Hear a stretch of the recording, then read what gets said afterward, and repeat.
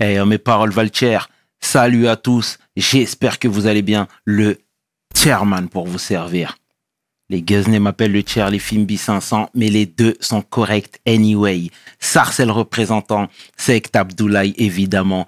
Bienvenue sur We Hustle, c'est toujours ton émission qui rassemble et motive. Au fil des émissions, nous recevrons différentes personnalités qui viendront s'asseoir à ma table, nous parler de leurs échecs, mais surtout de leur réussite. Alors Igo, take a seat now. If this pedo got hit by a train, it won't be a sad day. PDG, let's get it. We hustle, baby.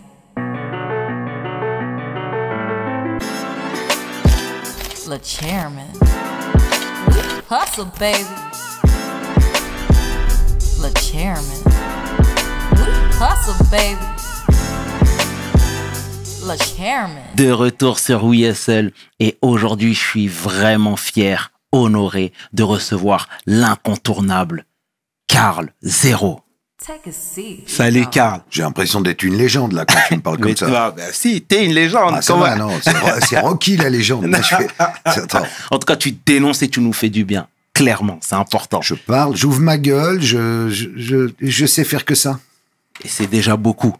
C'est un don. C'est déjà beaucoup. Merci mon Dieu. Et c'est exactement ça. Comment tu vas, Karl? Ça va, écoute, ça va parce que je fais ce que j'aime et j'ai l'impression de faire quelque chose d'utile pour notre société et pour nos gosses.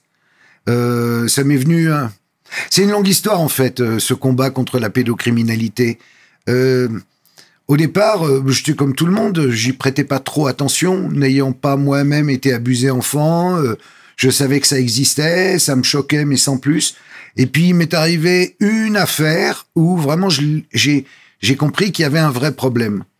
Cette affaire, elle est assez célèbre, c'est l'affaire Allègre. On va y venir. Elle date d'il y a 20 ans. Et là, j'ai été confronté à une fille qui m'a raconté que on lui avait bien dit de pas monter au 2e étage et de pas rentrer dans telle pièce. Mais elle avait 16 ans à l'époque, elle est montée, elle a vu une petite qui était attachée à un radiateur et qui avait pas de poitrine, qui avait, je sais pas, 10-11 ans, tu vois. Et là, elle n'a plus jamais reparlé. Puis il a fallu qu'un gendarme mette 2 ans à la faire parler et puis qu'après elle me parle. Et là, j'ai compris que ça existait réellement. Et pour moi, c'était pas possible en vrai. Je pouvais pas l'imaginer. Et là, j'ai compris.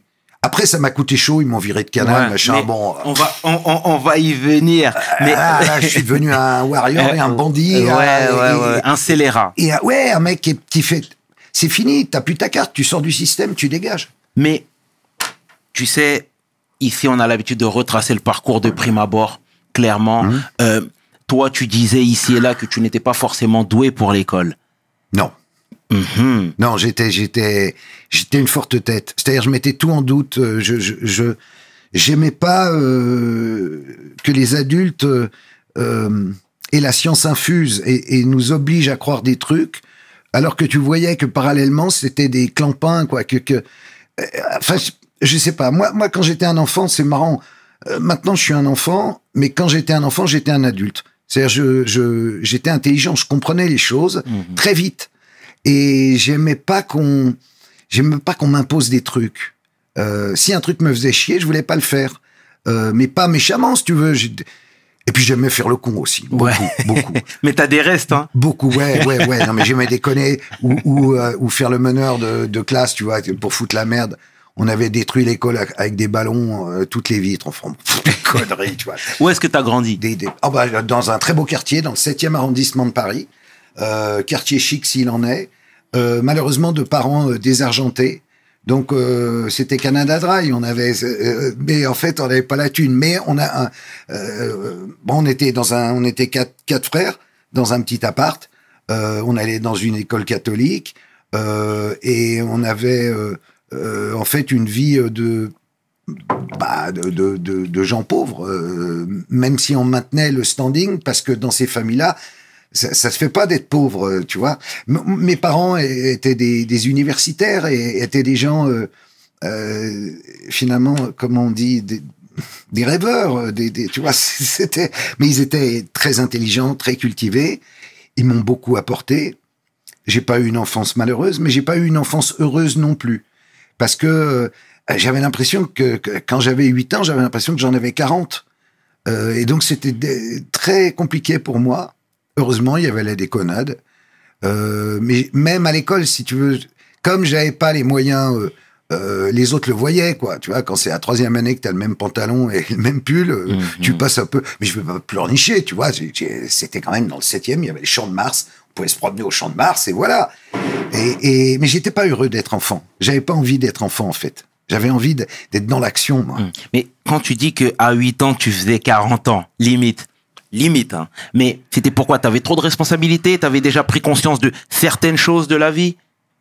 Oui, j'avais compris à peu près l'essentiel de. C'est très curieux à dire, hein, je sais, mais je voyais tout, quoi. Je percevais tout ce qu'il y avait de faux dans le monde des adultes. Ok. Et c'était à la fois angoissant et en même temps énervant. Et du coup, j'avais un trop plein d'énergie, quoi, si tu veux, et que je savais pas dans quoi mettre. Alors j'ai essayé le judo, le football, mais ça m'intéressait pas du tout. Et après, heureusement, j'ai trouvé le dessin. Je me suis mis à dessiner. J'ai commencé comme ça, dessinateur de BD. Parce que pour moi, il était hors de question de faire des études. Déjà, mes parents voulaient que j'aille au bac. Je l'ai eu in extremis, je sais pas comment. Mais après, je voulais pas faire d'études supérieures. Je voulais débuter dans la vie. Et c'est ce que j'ai fait. Je suis allé présenter mes dessins, puis j'ai été engagé. Je sais plus. D'abord, c'était Charlie Hebdo, et puis de là, il y avait l'Écho des Savanes, et puis il y avait Métal Hurlant. Enfin bon, et puis j'avais eu la chance, en fait, comme j'adorais la musique de jeunes à l'époque, c'était le rock and roll. J'ai eu la chance d'écrire une lettre au courrier des lecteurs du journal de l'époque qui s'appelait Rock and Folk. Et une lettre assez drôle, parce que comme j'étais un marrant, j'ai fait une lettre en disant « Oui, il n'y a jamais d'article sur Queen, c'est parce que Freddie Mercury est pédé. » Et les mecs, ils se sont dit « Mais attends, qui c'est qui ose nous écrire ça ?» Et ils m'ont convoqué. Mais moi, j'étais en terminale, tu vois. Donc, je devais avoir 18 ans. Ils ont vu arriver un clampin comme ça. Ils ont dit « Mais il est fou, lui. Et ils m'ont engagé. Ils m'ont dit « Bah, tu seras pigiste. » Et donc, j'ai fait tout ce que les autres voulaient pas faire. Tous ceux qui étaient dans la place... ils voulaient chroniquer les trucs branchés, les trucs, tu vois, hype, les trucs bons. Et moi, j'ai accepté de faire... qui c'est qui veut aller chroniquer le concert de, je sais pas quoi, Bowie, des Rolling Stones, de machin. Les autres, ils voulaient plus y aller. Pour eux, c'était... Moi, j'ai fait tous les gros trucs. ZZ Top, le machin, le truc. Bon, mais c'était... Moi, j'adorais le rock. Donc, j'étais heureux, tu vois. Et puis, j'étais payé 100 francs le feuillet. Bah, attends, pour moi, j'étais en terminale, t'imagines. J'étais rock critique, quoi. Bon, c'est vieux, c'est il y a plus de 40 ans, tu vois. Mais c'était de la chance. Puis là-dessus est arrivé Actuel.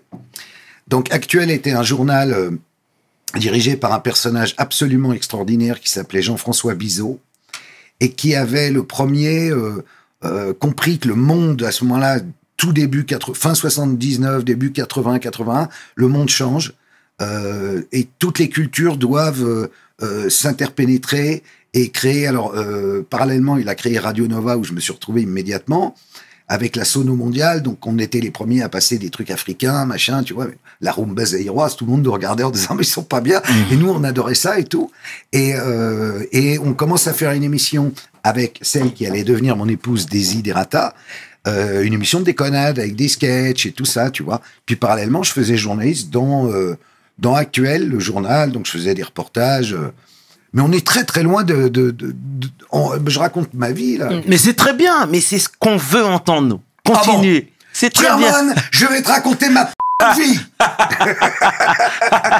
C'est très bien, c'est très bien. Et ce goût justement pour la culture sur le monde. Je la dois à ce monsieur, Jean-François Bizot, et à son journal Actuel. J'ai pas fait d'études, mais finalement j'ai fait des études au sein de ce magazine, au sein aussi de Radio Nova.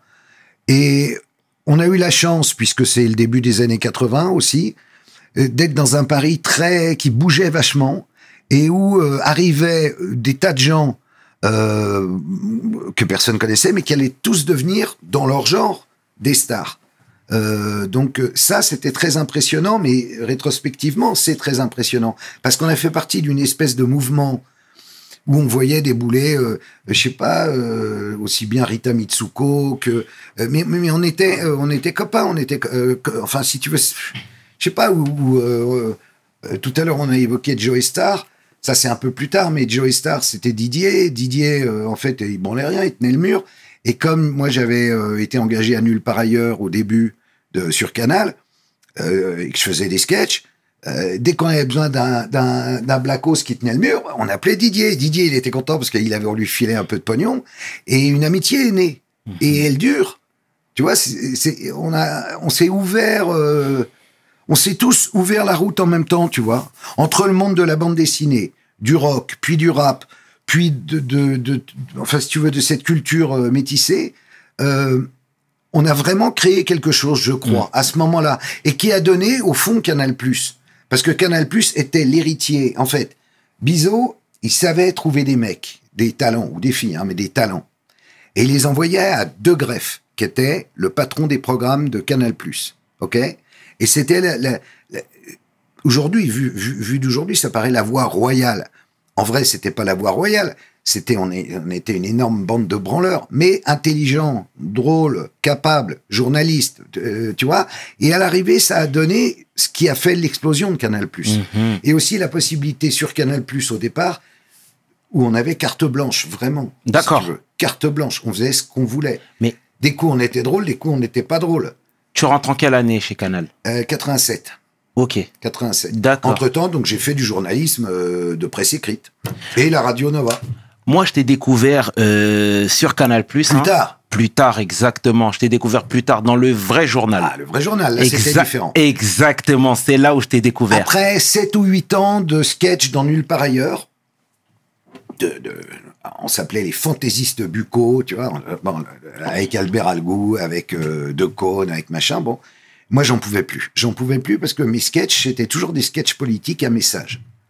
Et donc, Gildas, tu te souviens de Philippe Gildas ? Bien sûr. Ouais, Gildas, qui applaudissait comme ça et tout, qui était un peu notre papa de télé, mais en même temps, c'était un papa assez chiant. Bon. Et j'ai vu les rétros, hein. Je l'ai connu après, bien sûr. Bon, et donc, moi, j'en peux plus, donc je vais voir De Greff et Lescure, qui à l'époque dirigeait encore Canal, et je dis, les gars, moi, dernière année, j'arrête, je veux mon émission à moi. Oh là, comme t'y vas ? Bah, je dis, j'y vais. De toute façon, sinon, je m'en vais, j'arrête, j'en peux plus. Faire le guignol, j'ai passé l'âge. Pourtant, je n'avais que 35 ans, mais je ne pouvais plus. C'est parce que c'est intellectuellement trouver des vannes. Putain, tu deviens idiot à force. Et j'étais donc semi-idiot. Et puis, j'avais un projet. J'aurais dit, on va faire le vrai journal. Ils m'ont dit, c'est quoi le vrai journal ? Tu es en train de nous dire que les autres journaux de TF1, de France 2 sont des faux journaux ? J'ai dit, oui, c'est un peu ça. J'ai un problème. Quand je regarde les informations à la télévision, je n'y crois pas. J'ai l'impression qu'on me ment. Donc, j'ai envie d'aller vérifier par moi-même, d'être dans la cour des grands et d'aller vérifier avec ma propre équipe de journalistes ce qu'il en est, si les autres me mentent. Parce que je suis comme la plupart des gens. À un moment, il faut arrêter de me prendre pour un con. Et ils étaient suffisamment joueurs, intelligents et sympas pour me laisser faire. Et ils m'ont dit, ok, vas-y, fais ton émission, et puis si jamais tu déconnes, dehors. Ça n'a pas loupé, j'ai déconné, et ils m'ont mis dehors, mais ils m'ont mis dehors 1 mois. C'est-à-dire au bout de 2 mois, alors ce qui est marrant, c'est en audience, il m'avait dit, si tu fais 7%, dès la première, je fais 13, ensuite 14, ensuite 15%, bon, c'était le dimanche, 12h40, 13h30. Ça marche du tonnerre, et puis il y a... En fait, par un moyen... Enfin, comment on récupère des cassettes, tu vois, bon. On avait récupéré une interview de Bokassa. Et Bokassa disait ma femme est venue me voir hier soir et m'a dit « Est-ce que je peux coucher avec Chirac ? Il a très envie de moi. » Et je lui ai dit « Vas-y, c'est un gaulliste. » On diffuse le truc dans le vrai journal. Et là, le monde nous tombe sur la gueule. Parce que, manque de bol, ce jour-là, le président Jacques Chirac était en train de déjeuner avec Bernadette, son épouse, et la mère de Bernadette, qui devait avoir 190 ans, et il voit cette séquence. Là, évidemment, le téléphone sonne, Dominique de Villepin, secrétaire général de l'Élysée, appelle Pierre Lescure. Pierre Lescure me convoque. Et après, ils vont utiliser, en fait, ils vont dire, c'est parce que tu as fait un sketch qui s'appelait Peuple Fiction, qui était une parodie de Pulp Fiction, où le peuple allait demander où étaient les promesses à Chirac, et donc il flinguait Chirac, Juppé, machin. C'était un sketch. En fait, la vérité, c'était la cassette de Bokassa. Bon, voilà. Là, alors ils ont dit, bon, on arrête le vrai journal.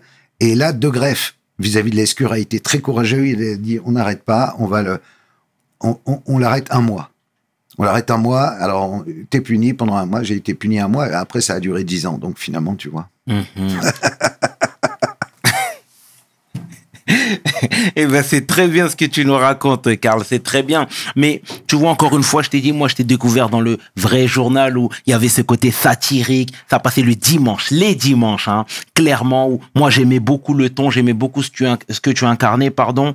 Et je me souviens de l'affaire Allègre, où tu en as parlé. À l'époque même, ça avait fait un gros boom parce que beaucoup de personnes disaient que toi, tu avais fabriqué des preuves, que les personnes que tu avais emmenées en plateau étaient en vérité des acteurs, que tout était vraiment inventé, sorti de ton imagination. Qu'est-ce que toi, t'as à dire aujourd'hui par rapport à ça, finalement? Que j'ai rien inventé du tout, que je me suis trouvé confronté à une affaire qui me dépassait et dont je ne mesurais pas exactement les tenants et les aboutissants. C'est-à-dire que au départ, Patrice Allègre est un serial killer. Exact. Ok. Et puis il s'avère qu'il y a un gendarme courageux qui s'appelle le gendarme Roussel et qui va mettre sur le grill 2 anciennes prostituées qui étaient en rapport avec Patrice Allègre, qui vont lui expliquer pendant 2 ans qu'il n'a pas intérêt à toucher à ça parce qu'il va exploser en vol. Et ça n'a d'ailleurs pas loupé. Le pauvre Michel Roussel a été mis à la retraite d'office à 42 ans. De même que moi, j'ai été mis à la retraite à 45 parce que on a juste essayé de dire que, en gros, alors, il faut comprendre. À l'époque, le patron du CSA, c'est-à-dire l'homme qui a droit de vie et de mort sur les chaînes de télé et surtout sur la concession de Canal+, c'est Dominique Baudis. Et ce Dominique Baudis apparaissait dans le dossier. En vrai, il avait été balancé par ses copains politiques et de sa loge franc-maçonne de façon à ce que leur petite sauterie avec des mineurs soit couverte. Ok ? C'est-à-dire qu'il balançait un gros nom. Lui, je crois pas qu'il faisait des trucs à des enfants. Il allait évidemment dans des soirées, des partous, des machins. Ok, très bien, il faisait ce qu'il voulait. C'était un adulte, avec des adultes. Mais il se trouve que dans ces soirées, il y avait également des mineurs, des petites mineures, qui étaient amenées là pourquoi ? Pour un truc vieux comme le monde, le chantage sexuel. Ok ? Le compromat, comme on dit. Ça veut dire pour tenir quelqu'un, tu vois, on fait une soirée, je te dis ce soir, viens, on fait une soirée sympa. Allez, on va fumer des petits joints, on va boire un coup. Ah, il y a des filles, c'est sympa. Mais il y a un moment, les mecs, ils savent plus où ils habitent. Et le problème qu'il y a, c'est que après, il y en a d'autres qui étaient là, puis ils ont filmé, ils ont fait des photos et ils les tiennent. Et ça existe depuis que l'affaire Epstein, c'est la même chose, à un autre niveau. C'est toujours la même histoire. Et donc, quand j'ai voulu raconter ça à la télé, les mecs m'ont dit, c'est no way, tu racontes pas. Et j'ai dit, je vais raconter, parce que je pourrais plus me regarder dans la glace, je pourrais plus faire le vrai journal, je pourrais plus rien faire, en fait, si je dis pas ce que je viens de découvrir. Si on réfléchit, il y a des gens dans la vie, c'est souvent en province, ils ont réussi, on les appelle des notables, tu vois, ils ont ils sont notaires, ils sont avocats, ils sont médecins, etc. Ils sont mariés, ils se font un peu chier, alors ils font des soirées entre eux. Et puis, des coups, les soirées dégénèrent un peu, ils font un peu d'échangisme, un peu de trucs, tu vois, où ils se font un petit rail, ils se donnent l'impression de vivre, voilà. Et puis, parmi eux, il y a parfois de mauvais amis qui vont amener des jeunesses, de la chair fraîche, comme on dit. Et après, ils sont tenus. Et donc, si jamais il y en a un autre qui fait, je sais pas, une escroquerie avec le tribunal de commerce, et ben, au lieu de le dénoncer, il va fermer sa gueule parce que lui-même a été pris en photo avec une mineure, tu vois. Et c'est en gros, c'est malheureusement comme ça que ça marche bien souvent. Et il est important de dire que ça touche aussi des classes sociales défavorisées, malheureusement, qui servent de vivier. Ce qui s'est passé à Outreau, c'était exactement ça. On nous a présenté, là, ils ont retourné carrément l'histoire d'une façon scandaleuse. l'histoire d'Outreau, c'était un réseau où il y avait 55 personnes, adultes, qui venaient consommer des mineurs. Les fameux enfants de lait et les autres, ils sont 12, les enfants. Ils sont quand même allés jusqu'à faire une commission parlementaire après Outreau sur le thème « Il faut que plus jamais un truc comme ça ne puisse arriver et que des gens qui sont innocents soient mis en prison parce que soi-disant ils auraient fait du mal à des enfants. » Mais quand tu parles aux enfants, aujourd'hui, chez Rive de Lait, etc., les mecs te disent que sur les 13 acquittés, il y en avait 7 qui méritaient pas d'être acquittés. Tout a été monté et depuis, il faut bien que tu comprennes un truc. C'est que les enfants, on n'écoute plus leurs paroles.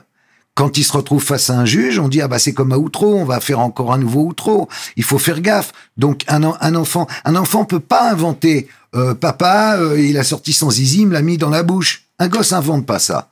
Un gosse peut mentir. T'as piqué les bonbons. Non, j'ai pas piqué les bonbons. Il a piqué les bonbons, ok.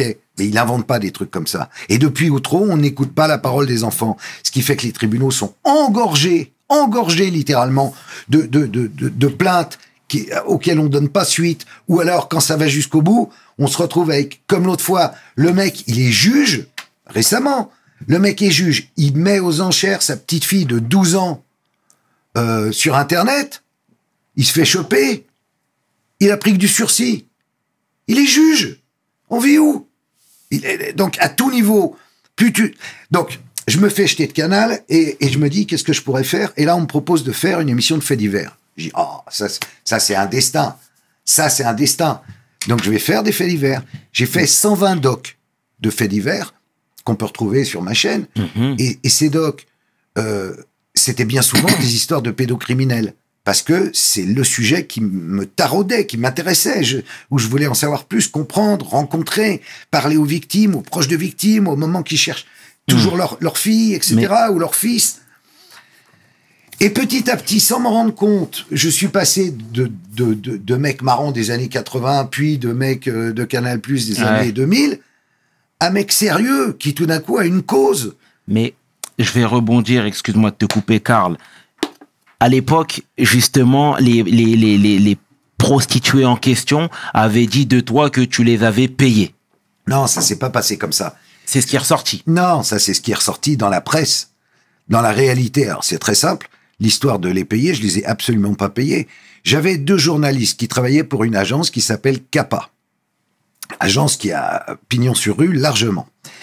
Le premier se prenait un peu pour un mélange de Roger Hanin dans Navarro ou commissaire Maigret, tu vois. Il se la jouait un peu flic. Et donc, il y avait une des 2 filles, la nommée Fanny, qui nous intéressait parce qu'on savait par l'autre fille, Patricia, qu'elle avait vu les mineurs. La fameuse petite fille attachée au radiateur. Donc, il me fallait cette interview. Donc, le premier journaliste qui était sur place, il lui fait des plans foireux, genre, il y avait la canicule, c'est 2003. On est en juin 2003, il fait super chaud à Toulouse, surtout à Toulouse. Et il l'enferme dans la bagnole, il dit, tu sortiras de la bagnole quand tu voudras parler. C'est pas des méthodes de journaliste, excuse-moi. Je lui dis, hop, tu dégages, j'envoie un autre journaliste. Il part là-bas, lui, très à l'aise. Alors lui, il se la jouait plus, il est du midi de la France, donc plus... Mais tout, au fond, c'est terrible parce que tous ces gens-là se la racontent, quoi, tu vois. Et là, on est dans un cas terrible quand même. Bon. Et donc, lui, il arrive là-bas et qu'est-ce qu'il a en face de lui? Il a la fille, la journaliste de France Télé, de France 2, qui a 20 000 francs à donner, 20 000 francs à donner à Fanny pour qu'elle parle en exclu pour France Télé. OK? Donc, il dit... Ah non, ça c'est pas possible. Alors dans ce cas-là, on va te payer une bagnole. Et voilà, et qu'est-ce qu'il fait? Il va au garage. Tu penses qu'il me préviendrait? Même pas. Il va au garage et il lui achète, alors moins cher, 6 500, une charane. Pourquoi? Pour emmener ses gosses à l'école. Elle a 4 gosses, elle a pas le permis en plus. Enfin bon, n'importe quoi. Et donc, il m'appelle et il me dit, bon, c'est réglé, tu peux venir l'interviewer, je lui ai acheté une charane. Tu lui as acheté une charane. Non, mais tu te fous de ma gueule. Enfin, je ne veux pas acheter, j'ai pas les thunes, c'est toi qui vas la payer. Je prends l'avion, je descends à Toulouse, je rencontre Fanny, et mon journaliste, il fait, on va acheter la charane. Je dis, on va acheter la charane, mais vous déconnez complètement, parce que ça, on va me reprocher derrière.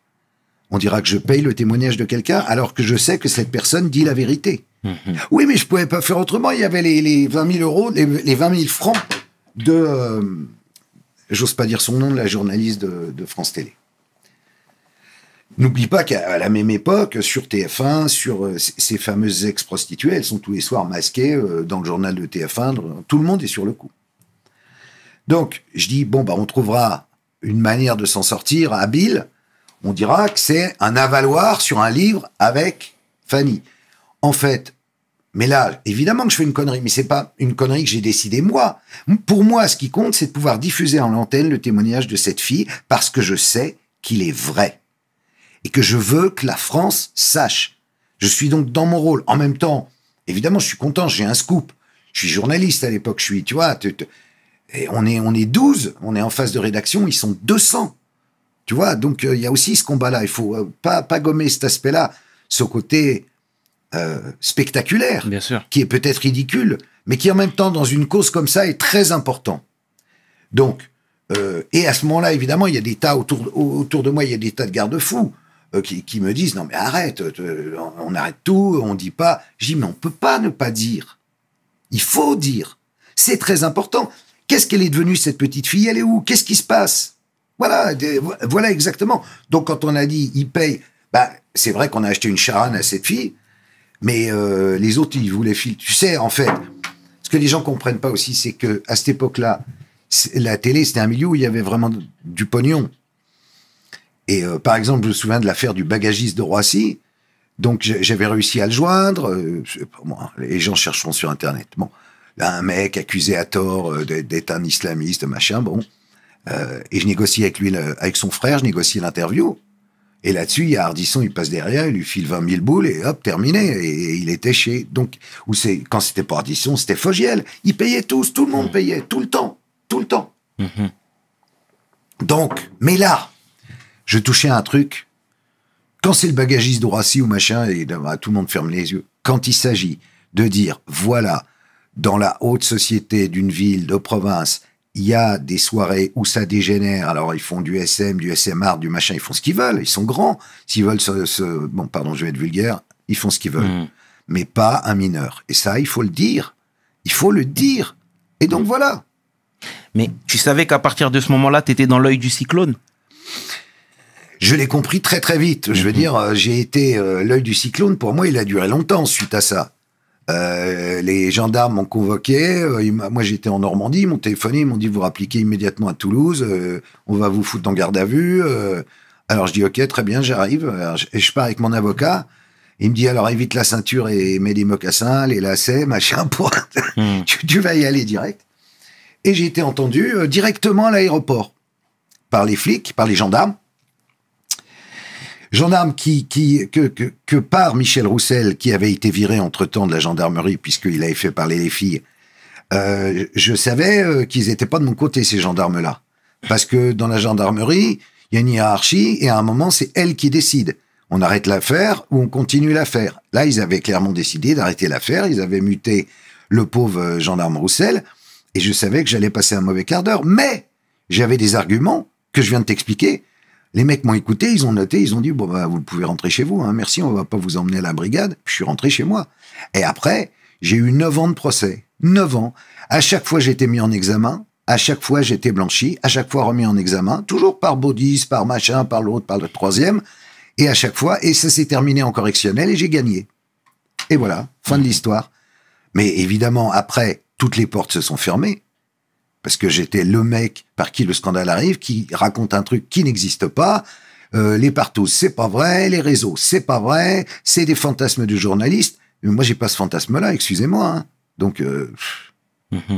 Et comment, du coup, t'as réussi à vivre, toi? Parce que toutes les portes étaient fermées. Tu vois, plus aucun deal sur la table. Et il y avait une longue traversée du désert. Tu sais, moi, je te voyais plus à l'écran. Ben non. On te voyait plus du tout. C'était terminé. Tu vois? Terminé. Ben, tu passes de tout à rien. Ouais. C'est ça. Tu passes de tout à rien, le téléphone sonne plus, t'es un pestiféré, t'es une merde. Même ceux qui disent « Ouais, putain, sur le fond, t'as raison », te disent « T'es quand même, en termes de carrière, t'es un énorme connard, t'es fou. » Je dis « Ouais, mais on n'a qu'une vie. On n'a qu'une putain de vie. On est là.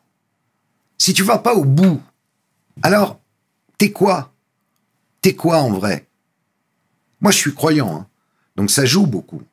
Je sais très bien, je suis intimement persuadé, tu me diras, c'est ton avis personnel, mais que notre chemin, il s'arrête pas le jour où on meurt. Exactement. On vient d'ailleurs, on va ailleurs. Exactement. Donc, et on devra à un moment répondre, et sans doute à soi-même, de ce qu'on a fait. Tout à Donc fait. là, moi, je juge que c'est ma ligne et que c'est comme ça. Et que, ok, ça va. Et on a tout perdu avec ma femme. On a tout perdu. C'est quoi tout perdu? Bah, on avait gagné beaucoup d'argent, bah, on a mangé notre argent. Parce qu'il n'y avait plus rien. Et qu'on avait des gosses et qu'on voulait pas que les gosses se rendent compte que c'était la culbute, mais ça a été la culbute. Évidemment que ça a été la culbute. C'est ça qu'ils voulaient, la mort psychologique, morale et professionnelle. Et ils l'ont eu. Et Mais dans mon malheur, j'ai quand même réussi à trouver, grâce à 13e rue, qui m'a proposé de faire une émission de faits divers, j'ai quand même réussi à maintenir à peu près la barque, quoi, à faire un truc, et en même temps, en faisant un truc qui m'intéresse. Pour moi, c'était vachement bien, parce que c'était un retour journalisme de terrain. Le journalisme où tu vas voir des gens, où tu prends le train, le truc, le machin. ouais, bien sûr. T'es pas la star à qui t'as 14 assistantes, enfin le truc de les années Canal, quoi. Eh ben, ouais, exactement, parce que chez Canal+, c'est toi qui t'invitais dans le salon des gens. Tu vois Ouais, ce que je veux ouais, dire? ouais. Et dans 13e rue, il fallait te chercher, il fallait te découvrir. Ouais, Ou te redécouvrir. Et puis c'était très différent, si tu veux, sur les interviews sur le vrai journal, c'était des politiques, et c'était au théâtre ce soir. J'arrivais, je les tutoyais, Exact. je les roulais dans la farine, je me marrais. Là, c'est très différent. T'es en face d'une personne, et sa petite fille a été violée dans la cave. Les gendarmes ont même pas osé lui dire. La femme, elle a pas vu un juge d'instruction en 21 ans. J'invente pas, c'est une vraie histoire. C'est dans la série Les Oubliés de la 6. Je vois une dame. Elle a vu un juge d'instruction parce que je suis arrivé 21 ans après pour faire le sujet. Ça a fait un entrefilet dans la presse, je te jure, local. Du coup, il y a eu un juge d'instruction. Et du coup, ils ont trouvé le mec. Donc, en fait, la puissance du média, quel qu'il soit, au début, c'était Canal+, c'était les grandes chaînes, c'était machin. Maintenant, la puissance, mec, elle est là. Exact. Elle est là, je suis là, il se passe ça. Terminé. Exact. Non, mais sans deck. Et après, si tu veux, moi, je pense, en termes de carrière, de machin, j'ai plus rien à prouver, ça va, tu vois. Par contre, j'ai encore de l'énergie, j'ai 60 ans, je vais pas faire petit retraité, machin, tu vois, j'ai envie de me battre. J'ai envie de me battre sur ce terrain-là. Parce que ce terrain-là, il est partout, il gangrène notre société. La France, c'est pas Pédolande par hasard. Et s'il n'y a pas un mec qui se dresse et qui aide les autres, qui met sa notoriété au service d'une cause, c'est ça que je fais. C'est-à-dire que moi, je peux aller parler avec n'importe qui. Tu peux me mettre en face, tu le sais très bien. Bien sûr. Le pape, le Dalai Lama, Macron, qui tu veux, tu vois, tout va bien. Lui expliquer les problèmes qu'on a. Mais ils aiment pas trop me recevoir, en vrai. Tu vois, ils sont un peu... On avait fait 1 sur 5 le film, on a fait 1 sur 5 face aux politiques, il y en a la moitié qui sont pas venus, tu vois. Macron en tête est pas venu, Mélenchon est pas venu, et le pire, c'est que la plus au point, c'était Marine Le Pen. Moi, je les avais là, quoi, tu vois. Parce que je viens pas de cette tendance-là du tout. Même quand, du temps du vrai journal, dès qu'il fallait recevoir Maigret ou Le Pen, je me barrais, je disais, ah bah, il s'interviewe lui-même. C'était obligé, pendant les élections, de donner un temps d'antenne égal à tout le monde. Moi, je refusais. Mais quand j'ai fait 1 sur 5 face aux candidats, la seule qui avait réfléchi, faut être honnête dans la vie, la seule qui avait réfléchi aux problèmes et aux solutions, et avec qui il y avait un débat, c'était elle. Et pourquoi toutes les portes étaient fermées, du moins? Zemmour, il est pas venu, tu penses? Ouais. Bon, vas-y, continue. D'ailleurs, pourquoi lui n'a pas souhaité venir? Parce que tu traînais des casseroles? Parce que tu mettais les doigts là où ça faisait mal? Oh, j'ai une explication concernant, mais je vais pas la dire. Ouais. Lui, il m'a juste envoyé un texto en me disant ça ne fait pas partie de mes thèmes de campagne. Très bien, ok, admettons. Là-dessus, il y a 2 mois, la petite Lola. Hein? Tu te souviens de la Bien petite sûr, Lola? mais c'est tout frais. Ok. Là, le Zemmour, il ressort du bois et il fait une espèce de campagne parce que c'était Dabia B, Ouais. donc une Algérienne sans papier qui avait tué Lola. Alors là, ça devient une cause nationale subitement. Donc je lui rappelle à ce moment-là par tweet interposé Non mais attends, faut arrêter de déconner. Soit la pédocriminalité, il y a un enjeu et il est pour tout le monde, algérien, pas algérien, quoi.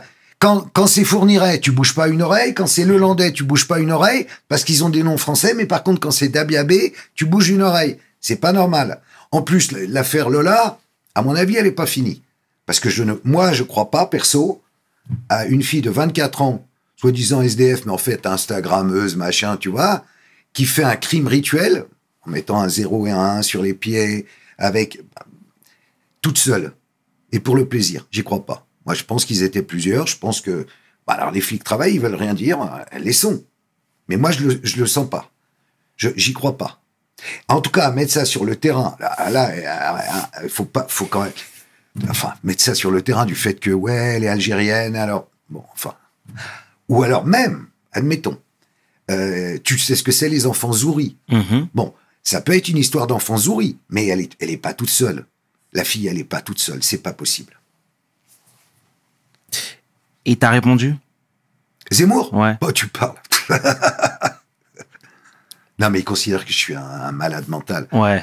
Non, mais c'est très bien de nous mettre en alerte et nous éveiller sur tout ça. Toi, la pédocriminalité, c'est ton terrain de chasse, comme on le sait tous. Hein. Moi, j'ai regardé le reportage 1 sur 5, qui est vraiment, comment dire, un documentaire choc, coup de poing. Tu vas pas me dire que c'est complotiste. Non, il y a rien de complotiste dedans. Non, honnêtement, c'est criant de vérité et c'est un documentaire coup de poing, comme je te l'ai dit. C'est vraiment du militantisme à l'état pur. Eh ben, ça n'a pas empêché Marianne, ça n'a pas empêché Libération, ou l'autre patate, là, arrêt sur image, Schneiderman, de me chier dessus en disant que j'étais complotiste, que c'était n'importe quoi, que, tu vois, non mais sans déconner, quoi. Mais alors, ils protègent un système, ils protègent un truc, ils ont des trucs à se reprocher, tu finis par te poser la question, en fait, tu finis par t'énerver un petit peu. Ça fait 20 ans qu'on fait ça quand même, avec Serge Garde, avec Laurence Beneux, avec Oméra Cellier, avec maintenant Bibrave et tout. Il y a beaucoup d'assos, il y a beaucoup de gens qui savent, qui se rendent compte. Et il se passe rien au niveau des pouvoirs publics, rien, mais rien. Mais il y a eu la loi Billon, entre-temps. Non mais la loi Billon, mais quoi. Non, je suis obligé de t'en parler. Ouais, non mais la loi Billon. Tu vois ce que je veux dire? Mais c'est juste rien, quoi. C'est rien. Attends, rétrospectivement, ils ont fait quoi? D'abord, ils ont dit, ah non, le premier quinquennat, c'est celui des femmes. Ok, alors on parlera pas des enfants. Bon, ok, bah alors on va attendre le deuxième. Hein. Si vous avez que ça à foutre, on y va, très bien. Ils étaient obligés, il y avait MeToo. Ils avaient le feu au cul, il fallait qu'ils fassent un truc. Mais sur les enfants, ils ont pas bougé une oreille. Puis après, ils se sont dit, tiens, on s'occupe des enfants. On nomme Elisabeth Guigou. Bonne idée, Elisabeth Guigou, ancienne ministre socialiste, présentable, meilleure amie d'Olivier Duhamel, lequel tombe dans la lamentable histoire où il violait son petit, je sais plus quoi, son petit neveu, son machin oui, le petit Kouchner, là, le livre de Camille Kouchner, bon, etc. Là, ils se disent, il faut faire un truc. Alors, ils virent Guigou parce qu'ils se rendent compte qu'elle sent le pâté. Ils mettent Taquet, un petit gars qui venait d'Havas. Il connaît rien à la pédocriminalité. Donc, Taquet, il était pas au taquet. Et puis, au revoir Taquet. Et puis, depuis, il y a la Civise. Ça, c'est pas mal. Il y a le juge Durand qui est un mec bien. Mais il est pas très rentre dedans. Et c'est un juge. C'était le juge de Bobigny. Il est très juge. Donc, il parle très, très bien. Il est très, très calme. Et il dit des vérités. Mais j'ai le sentiment qu'il dit juste des vérités et que personne au-dessus ne l'écoute. Et que ça va pas se transformer en loi. D'autant qu'il a juste une mission de conseil. T'as pas 2-3 conseils à me filer pour en finir avec la... Si, je vais te... Allez, il réunit des mecs, ils font des belles réunions, ils sortent des paplards avec lesquels le gouvernement se torche. Voilà ce que je pense. Je pense qu'il faut que le peuple s'exprime, que les gens disent non. À partir de maintenant, on ne touchera plus aux enfants. Que la génération future, ça ne leur monte même pas au cerveau qu'on puisse toucher un enfant. Que ça soit un truc, il y aura toujours. Je parlais avec un psy, il me disait 4%. Il y a 4% de pervers. 4% sur la population globale. Ça ne veut pas dire 4% de pervers pédophiles. 4% de pervers. Il y en a qui aiment des vieilles, il y en a qui aiment 4%. Sur la population mondiale. Ouais, il y aura toujours une petite partie. Mais infiniment moins grande que celle qu'il y a aujourd'hui. Parce qu'aujourd'hui, le problème qu'on a, c'est que c'est de partout. C'est dans toutes les institutions. Et les institutions se couvrent. Elles ne font pas le ménage. Si, l'Église a commencé à faire le ménage. Mais l'éducation nationale, il n'y a pas de ménage. Les ASE, il n'y a pas de ménage. C'est clair. Partout, c'est. Et puis, il y a un autre problème, c'est la cyberpédocriminalité qui est, comme tous les gosses ont des portables. Pour les prédateurs, c'est hyper facile de les choper via les réseaux. Enfin, c'est partout, il faut réagir, il faut un coup d'arrêt absolu. Mais tu es conscient aussi que ton message est reçu et validé par beaucoup d'entre nous. Tu vois, là, je pense même à Freeze Corleone qui parlait de toi. Ouais, tu vois ce que je veux dire? Ça me touche beaucoup parce que c'est pas ma génération, c'est pas mon style de musique. Moi, je suis resté Johnny, machin, tu vois. Mais ça me touche à mort quand je vois que des jeunes reprennent le truc derrière ou quand je vois, par exemple, le travail de la team Moore. Steven Moore, donc, a commencé à La Réunion, son truc de chasseur de pédos, et maintenant, ils sont 50, ils ont fait arrêter 200 personnes, et il a commencé tout ça parce qu'il avait vu à la télé le fichier de Zandvoort, qui est un doc que j'ai fait avec Serge Garde. Je l'ai vu. Et là, il s'est dit, non, il a eu la même réaction que moi quand je me suis retrouvé face au témoignage de l'ex-prostituée. Il s'est dit, c'est pas possible. Il y a un problème, il y a un problème. Et donc, il a créé la Team Moore. Donc, c'est bien d'avoir, évidemment, des gens plus jeunes que toi qui te soutiennent et qui vont dans le même sens. Et si on peut arriver à faire péter ce truc-là, ce tabou, ce non-dit, putain, mais on aura servi à quelque chose. Que je sache. Regarde, MeToo, ça a quand même obtenu des résultats, quoi. Ça a marché pour les femmes. Pourquoi il n'y a pas un MeToo des gosses? Bien sûr. Les enfants, qu'est-ce qu'on a de plus cher, en fait? Qu'est-ce qu'on a? Rien de plus cher. Bah alors, bien sûr. On se réveille, on y va, on dit ça suffit aux mecs. On leur dit ça suffit. Et ils prennent des lois. On fait pas du sursis pour un mec qui vend sa fille. Enfin, je veux dire, les peines qu'ils prennent, mais c'est ridicule. Je suis d'accord. Pardon, je m'énerve un peu. Non, mais c'est très bien. Tu parles avec le cœur et c'est ce qu'on retiendra. Mais tu vois, l'affaire Nordal-Lelandais. Pour toi, il est seul ou pas du tout?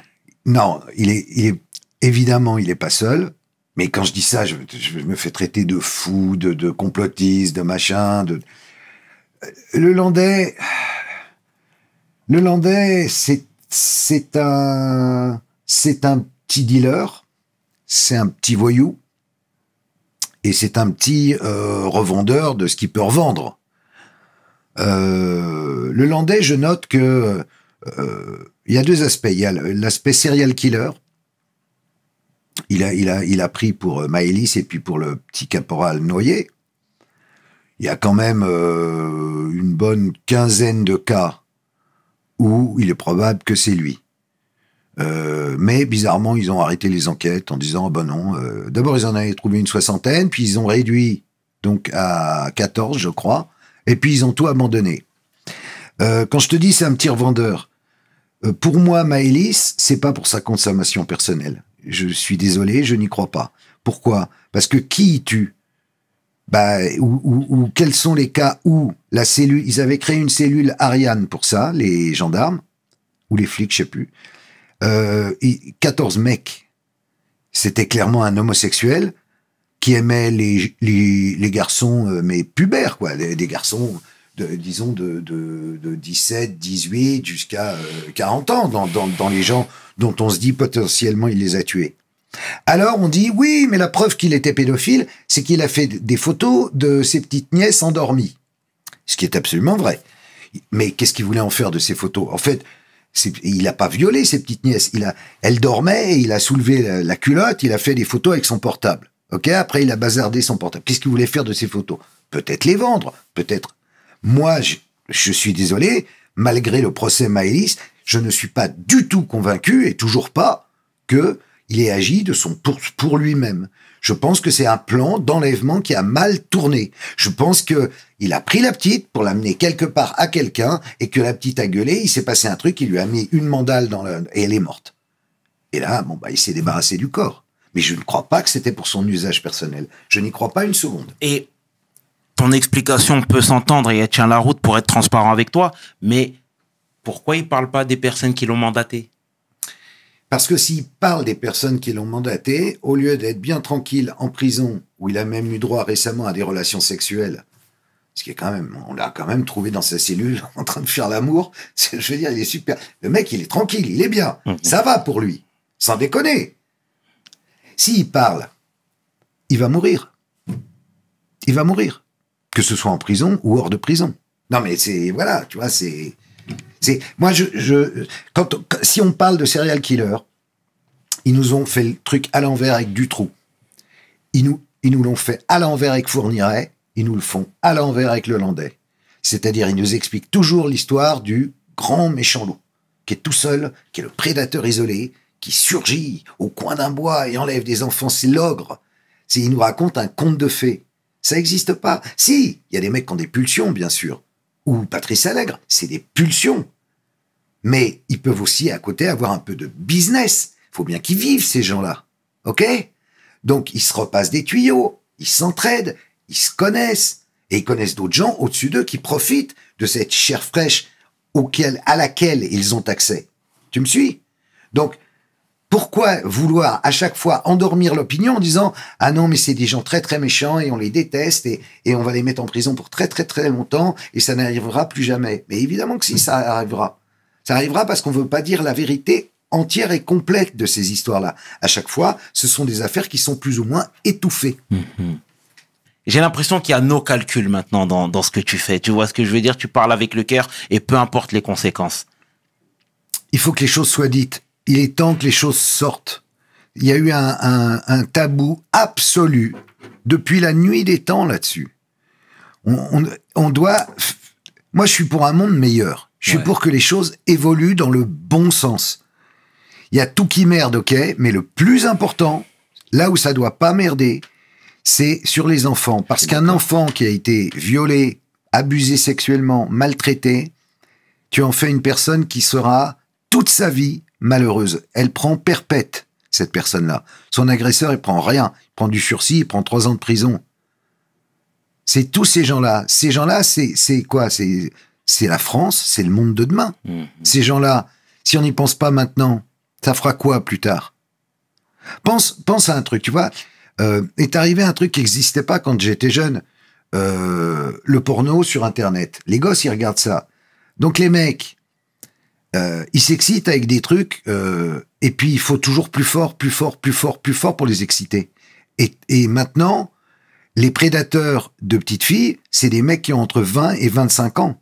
Avant, c'était des pépères avec des imperméables qui montraient leur à la sortie des écoles. Aujourd'hui, c'est des jeunes qui se rendent pas compte qu'ils sont entraînés vraiment dans une voie luciférienne. Donc, il faut ouvrir les yeux à la société là-dessus. En disant, attention, c'est pas un jeu, c'est des vrais enfants. C'est bien vrai. Mais c'est vrai ce que je te dis en plus. On a les chiffres. C'est criant de vérité. Et c'est quoi les chiffres ? C'est que j'en parlais avec Steven Moore, il me disait que aujourd'hui, puisque eux, en fait, tu sais, leur boulot, c'est de traquer tu veux que je raconte un peu la team Moore ? Bien sûr. Il y a un exemple magnifique. C'est ce qu'a fait Steven Moore, qui est un mec de La Réunion. Au départ, il est tout seul. Et donc, je l'évoquais tout à l'heure, puisqu'il a vu le fichier de Zandvoort, il s'est dit, il faut agir. Qu'est-ce qu'il a fait ? Il a créé, un peu à l'instar des Anglais et des Américains qui ont comme ça des brigades de chasseurs de pédos, il a créé une petite brigade. En fait, au début, ils ont été que 2. Il a trouvé une femme, Neila. Neila, elle fait des ménages sur la région parisienne. Et lui, il a un petit boulot là-bas à La Réunion. Et à 2, ils ont créé des profils virtuels d'enfants pour attirer des pédophiles et ensuite les faire serrer par les flics. Ils prennent soin évidemment de ne pas les malmener ou leur fracasser la gueule, ce qui tomberait sous le sens, mais non, parce qu'ils veulent que les mecs soient traduits en justice, et ils ont réussi dans bon nombre de cas, plus d'une centaine, et puis il y a aussi d'autres affaires qui sont en cours, et on aura le verdict plus tard. Mais donc ils font un travail extraordinaire, ces gens-là. Et c'est eux qui m'ont confirmé que les prédateurs qu'ils attrapaient maintenant étaient des jeunes. C'est fini enfin, il y a encore des vieux, parfois il me parlait de vieux Suisses de 80 ans qui se enfin, c'est pitoyable. Mais là, c'est des jeunes qui tombent dans un truc qui si tu veux, il y a une espèce d'explosion des valeurs, et donc, à terme, de la valeur essentielle du monde, qui est la famille. Je suis désolé, ça a toujours reposé là-dessus, je vois pas pourquoi ça serait plus ça. Et d'ailleurs, on nous propose quoi d'autre comme valeur, comme vraie valeur? Au-delà de parler de religion, de croyance, de spiritualité, de tout ce que tu veux. Si déjà on bousille l'idée même de famille et où on peut faire tout à n'importe qui, notamment aux enfants, excuse-moi, dans ce cas-là, moi je me retire. Ouais. On le salue, ce Steve Moore. Alors, on a besoin de gens comme lui, qui dénoncent et qui agissent surtout. Et on n'oublie pas Neila, qui est extraordinaire. Neila, au passage, big up à eux. Et ce sera le mot de la fin, Karl. Voilà, aujourd'hui, tu sais, nous, il y a quelque temps, on avait reçu une militante, une journaliste, Aude Lancelin, pardon, je sais pas si ça te parle. Oui, bien sûr. Voilà, on parlait de la liberté de la presse, à savoir, elle disait que tu avais forcément les mains bâillonnées quand tu appartenais à un grand groupe. Qu'est-ce que tu aurais à dire, toi, par rapport à tout ça? On a le contre-exemple avec Paul Moreira, avec Mediapart, etc., qui eux-mêmes essayent de dénoncer comme ils le peuvent, mais de manière générale. De manière générale, c'est pour ça, je vais te dire, là, j'ai lancé, c'est mon actu, comme on dit. J'ai lancé une plateforme VOD qui s'appelle carlzero.tv sur laquelle je diffuse des films, des documentaires que je rachète dans le monde entier et qui sont des trucs que tu trouves nulle part, qui sont ni sur YouTube, ni qui traitent uniquement de la lutte anti-pédocriminelle. Il y a un film, Child Voice, que j'ai mis sur ma plateforme. C'est un film qui avait été commandé par Amazon. Il est resté 1 jour sur Amazon et ils l'ont retiré. Quand ils ont vu le film, ils se sont dit « Merde, nous, on a commandé ça, c'est pas possible !» Parce que c'est un film qui raconte l'histoire d'enlèvement et de viol d'enfants. C'est pour ça que j'ai lancé cette plateforme, pour qu'on ait un endroit, pour en faire aussi un média. Parce que moi, j'avais envie, j'aime bien être invité, tu vois, mais j'ai envie de faire moi-même aussi des trucs. Et des interviews, et de suivre des cas personnellement, ou de re-raconter des histoires.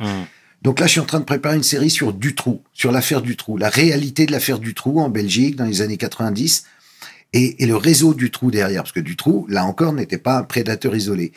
Et alors, c'est 5 € par mois. Alors, tu vas me dire, c'est cher, et je vais dire non, parce que en réalité, on perd des ronds, parce que chaque film, bah déjà, faut l'acheter, faut trouver les droits, faut donc le clearer, ensuite faut l'acheter, ensuite faut le traduire. Et donc, chaque film, ben, il revient à peu près à 1500, 2000 balles. Mais en même temps, c'est là où tu le verras, c'est sur carlzero.tv.